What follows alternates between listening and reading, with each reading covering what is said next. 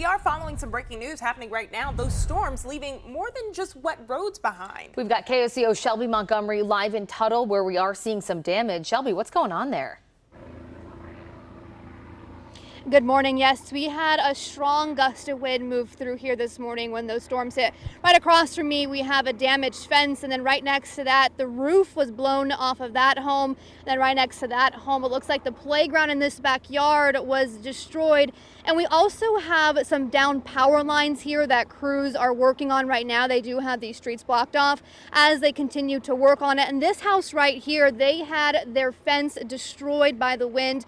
But this is what the wind damaged the most. Take a look behind me. This is what's left of a mobile home. The neighbors here told me that they heard that wind gust come through and that mobile home was just destroyed. So this is where it's sitting now. If you take a look, we're gonna take you to where it used to be sitting. You see that car? It looks like that mobile home went directly into that car, but this is where that mobile home used to be sitting. They said they heard that wind gust, and then when they looked out the window, they said they saw that mobile home just flew into their yard. Right now they were up here picking up the pieces. They said that no one thankfully was home at the time when that mobile home was flipped over by the winds, and they say anyone inside their house, they're all doing okay this morning. We'll continue to update you on the situation out here.